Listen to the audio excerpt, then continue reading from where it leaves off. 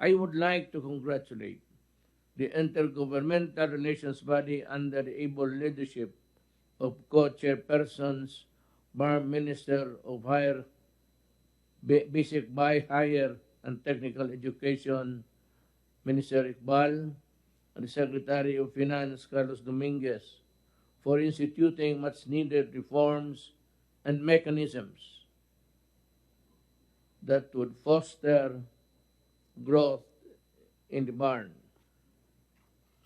These noteworthy accomplishments include the participation of the barn government in the national planning process, the transfer of the management of existing reserves and protected areas from the Department of Environment and Natural Resources, DENR, to the barn, and the creation of the Bangsamoro Electoral Office and the regional offices of several national government agencies. We also recognize the significant assistance being provided by the barn to the barn by the Department of Finance and Civil Service Commission and the Office of the Presidential Advisor on Peace Process, as well as other national government agencies. I am indeed pleased, happy, that in the past 2 years, we have strengthened the collaboration between the national government and the Bangsamoro government. A significant step in achieving meaningful and lasting peace in Mindanao. To Chief Minister Murad Ibrahim, let me thank you for showing exemplary leadership and for your efforts in ensuring that BARM will achieve meaningful self-governance within the framework of our Constitution and other Bangsamoro organic law. Be assured that this administration will remain determined in its commitment to support self-determination, uphold human rights, and advance social welfare in the Bangsamoro region. Today, like the rest of the nation, the barn is faced with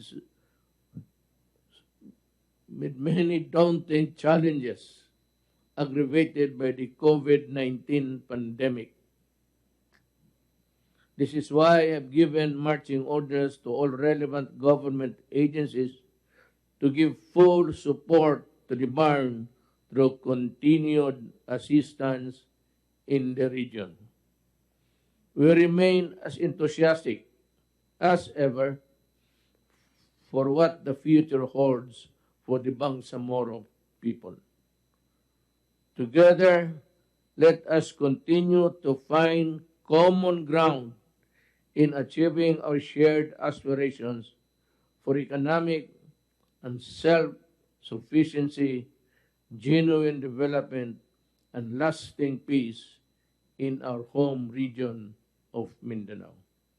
I thank you all, and I wish everyone the best in your endeavors.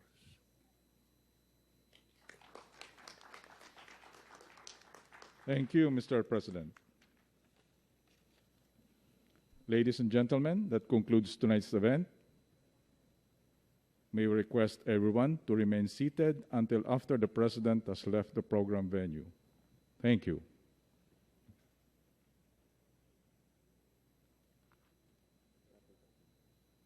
I am happy to see you all, and my good friends, may we remain loyal to the cause of peace. Salamat po.